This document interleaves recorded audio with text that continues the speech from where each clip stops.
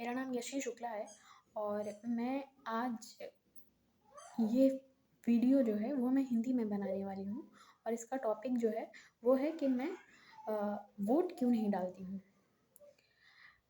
मेरे वोट ना डालने का के कई सारे कारण हैं। उनमें से कुछ कारण ये हैं कि मैं सामान्यतः जब भी इलेक्शन टाइम होता है तब मैं अपने नेटिव प्लेस पर अवेलेबल नहीं होती हूँ। तो बिकॉज़ क्योंकि बिकॉज़ ऑफ इनअवेलेबिलिटी मैं वोट नहीं डालती हूँ। सेकंड थिंग ये है कि कई बार मेरे क्षेत्र में जो भी विधायक या फिर सांसद के लिए जो प्रतिनिधि खड़े होते हैं, वे मुझे पसंद नहीं होते हैं। लाइक वो किसी भी पार्टी से हों, मुझे सारे ही प्रतिनिधि किसी भी पार्टी से पसंद नहीं आते हैं, तो मैं वोट तब भी नहीं डालती हूँ। इस पर ये प्रश्न उठता है कि तो उस वक़्त मुझे वोट इसलिए भी डालना चाहिए क्योंकि मेरे पास एक अन्य उपकरण ये है कि मैं नोटा का इस्तेमाल कर सकती हूँ, किंतु मैं नोटा का इस्तेमाल क्यों नहीं करती?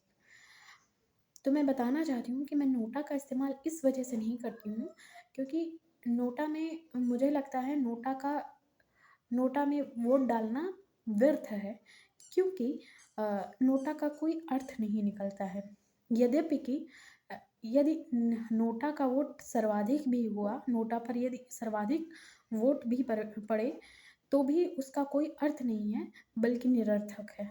इस वजह से मैं नोटा पर वोट डालना व्यर्थ का वोट समझती हूँ। मुझे लगता है इस विषय पर हमें विचार करना चाहिए और नोटा को और अधिक शक्ति देना चाहिए।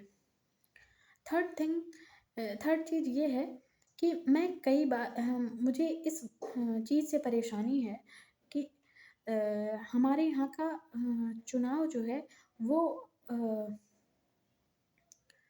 डायरेक्ट ना होकर इनडायरेक्ट होता है। कई बार नहीं, सॉरी, वो डायरेक्ट ना होकर इनडायरेक्ट होता है। जैसे कि यदि मुख्यमंत्री पद के लिए कोई व्यक्ति किसी पार्टी से खड़ा हुआ है, तो वह मुख्यमंत्री इस अनुसार बनता है कि सर्वाधिक जो विधायक चुने जाएँगे वो उसी निश्चित व्यक्ति के पार्टी से होंगे। वही व्यक्ति ही मुख्यमंत्री बन सकता है। किंतु कई बार ऐसा हो सकता है कि मैं मुख्यमंत्री के लिए किसी व्यक्ति को पसंद करती हूँ, किंतु उसकी पार्टी ने जिस व्यक्ति को मेरे विधानसभा क्षेत्र में विधायक के लिए प्रतिनिधि अ, खड़ा किया है, वह मुझे पसंद नहीं है। तो मैं उस वक़्त मेरे लिए यह एक अ, उम, मेरे लिए यह एक मानसिक दुविधा होगी कि मैं वोट करूँ या ना करूँ। और सेम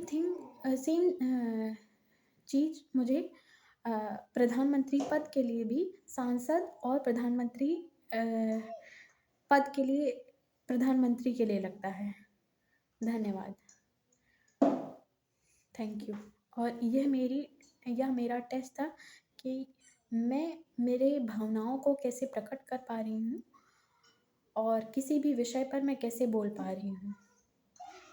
आई थिंक मुझे लगता है कि आने वाले समय में मैं खुद को और सुधारूँगी और मैं अच्छा बोलने का प्रयत्न करूँगी। धन्यवाद।